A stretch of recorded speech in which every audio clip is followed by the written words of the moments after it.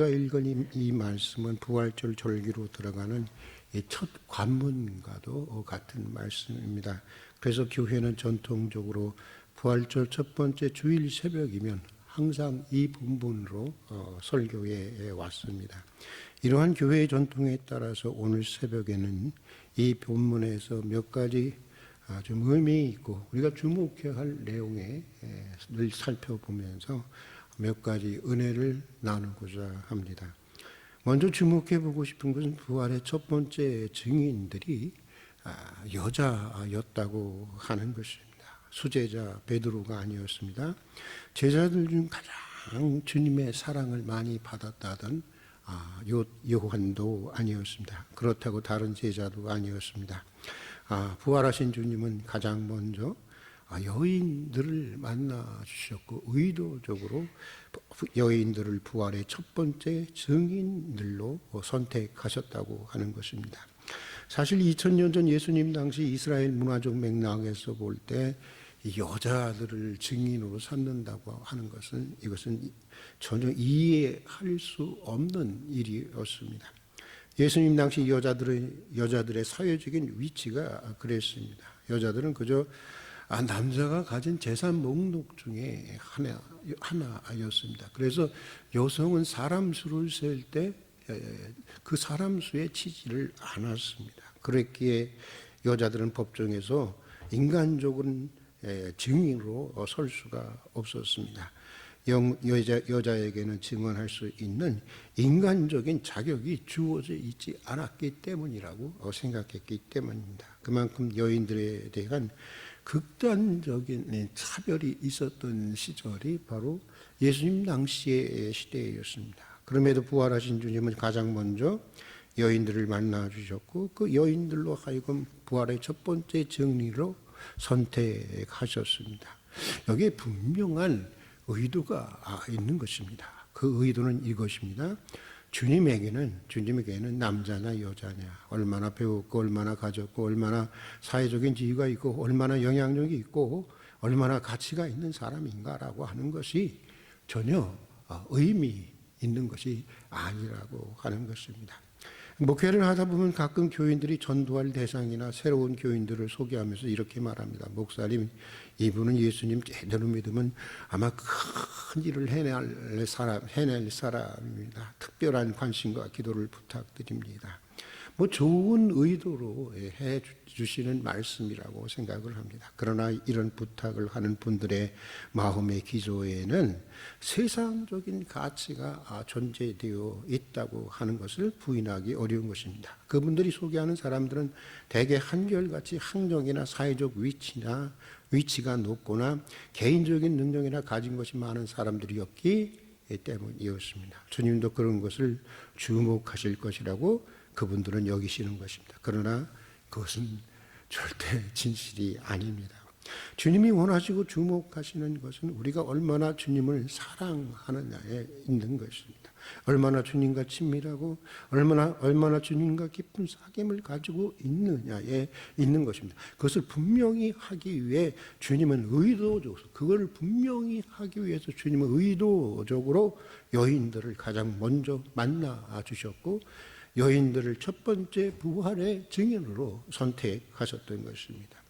부활의 첫 증인으로 등장하는 여인들은 예수님 시대 평균적인 여인들처럼 배운 것도 없고요, 가진 것도 없고 또 많은 이 차별을 받고 살아와야 했던 사람들이었습니다. 그러기에 이 여인들은 큰 일을 할 수도 없고 또 큰 일을 맡길 만한 사람들도 아니었습니다. 그러나 이 여인들은 누구보다도 주님을 사랑했고 이웃을 사랑했고 사모한 사람들이었습니다. 다른 모든 제자들이 십자가 앞에서 배반하고 제 살 길을 찾아 도망치고 있을 때 여러분 어땠습니까? 이 여인들은 끝까지 그 주님의 십자가 위에 마지막 돌아가실 때까지 그 자리를 지키셨어요. 어떻게 될지 모르는데 아마 예수님의 그 십자가 위에서 있었던 모든 일들, 예수님이 십자가 위에서 드렸던 7가지 기도, 이 모든 것은 다 이 여인들을 통해서 초대교회에 전승되었을 것입니다. 그리고 다른 모든 제자들이 두려워서 숨어 있을 때에도 이 여인들은 목숨을 걸고 안식 후 첫날 새벽이 되기를 기다려서 한 걸음의 향유를 들고 주님의 무덤으로 달려간 사람들이었습니다. 아마도 그녀들은 그 밤을 제 생각에는 꼬박 지새우지 않았을까. 언제 날이 밝지? 언제 주님께 갈 수 있는 거지? 애타는 마음이었을 것입니다. 그만큼 주님을 사랑하고 사모했던 여인들이었습니다. 주님은 이것을 귀하게 보시고 이것을 주목했던 것입니다. 신학대학원을 다닐 때였습니다. 제가 여러 번 간증을 하고 있지만 어느 날 90이 넘어 보이는 은퇴 목사님께서 초대 강사로 오셔서 이런 말씀을 해 주셨습니다. 여러분, 큰 교회에 목회하려고 하지 말고 가장 주님을 사랑하는 목사가 되도록 하십시오. 가장 나는 한평생 매일 아침에 일어나면 이런 기도를 드립니다. 주님, 오늘은 어제보다 주님을 더 사랑하는 한 날이 되게 해 주십시오 라고 기도한다는 것입니다. 그 노 목사님의 한평생의 어떤 영성이라고 할까요?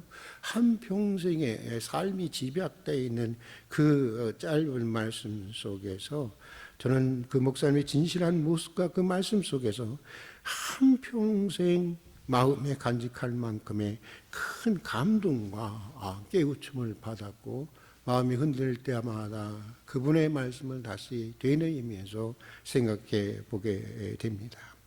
사람들은 큰 일을 하려고 하나님께 능력을 구합니다. 그렇지 않습니까? 하나님 능력 주시면 내가 큰 일을 한번 해보겠습니다.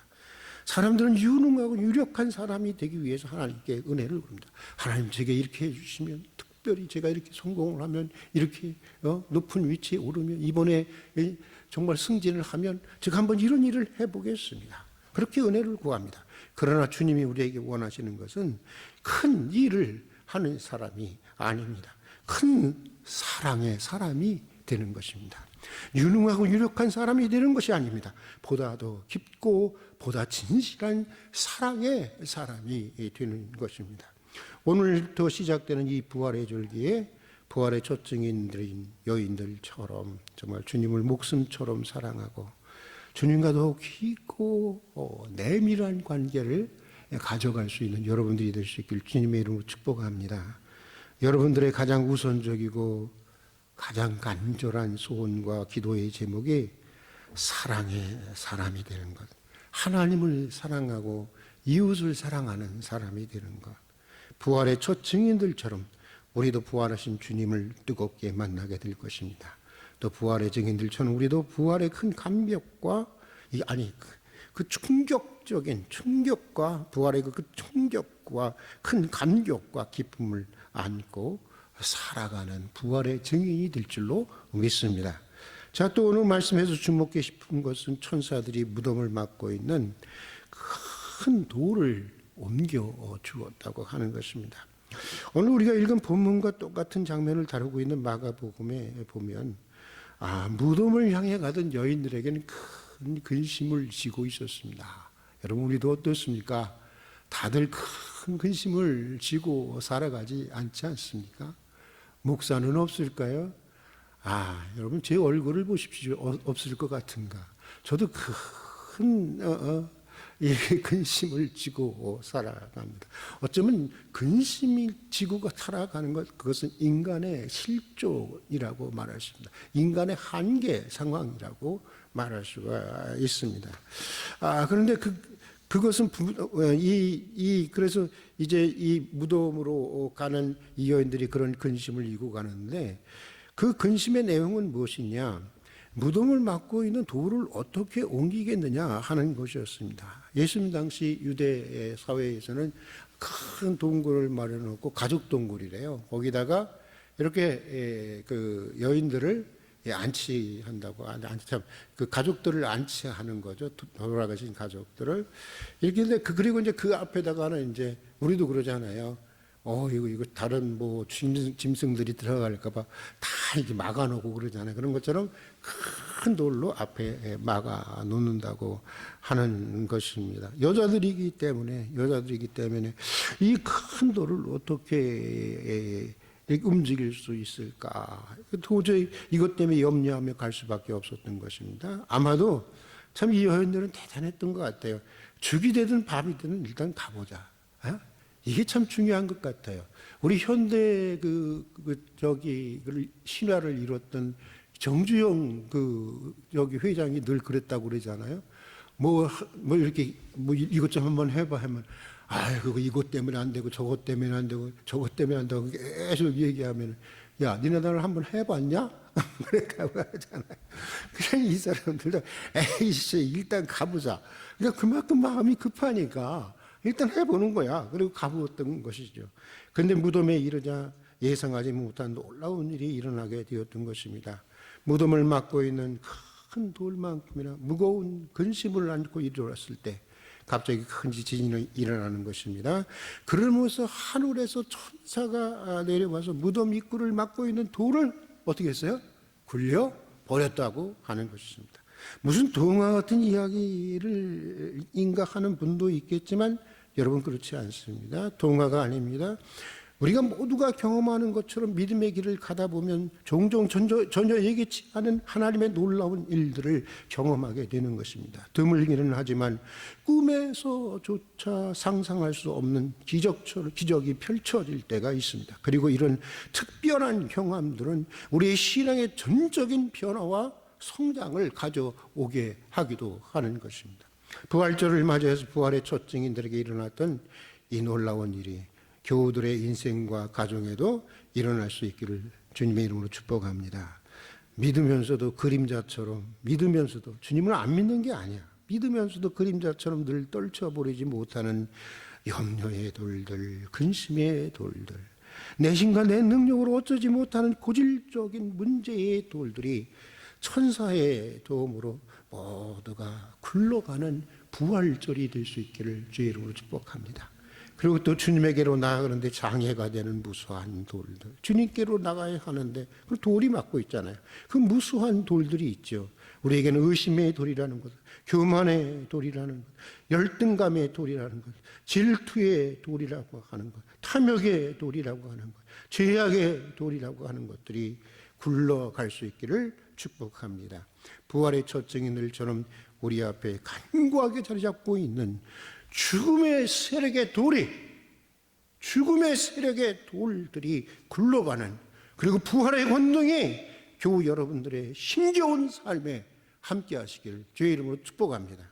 자, 또 부활의 첫 증인들에게 부탁하신 제자들에게 부탁하신 것은 제자들에게 갈릴리에서 만나자고 하신 이 주님의 말씀에 주목해 보고 싶습니다. 갈릴리에서 만나자. 여러분, 이 말씀에 이런 생각해 보지 않았습니까? 왜 하필 갈릴리야? 하고 많은 지역에. 저도 가끔 내가 왜 하고 많은 한국 교회 중에 왜 내가 좋아하는 활빈교회야? 여러분도 그런 생각 드실 거예요. 예. 이 갈릴리에서 만나자. 여러분, 왜 하고 많은 지역 중에 하필 갈릴리였을까요? 제자들의 입장에서는 한시가 급은데 지금 당장 만나면 안 되는 것일까? 예루살렘에서 부활하셨으니까 예루살렘에서 만나면 안 되는 것입니까? 왜 꼭 그 먼 갈릴리까지 가야 하는 것입니까?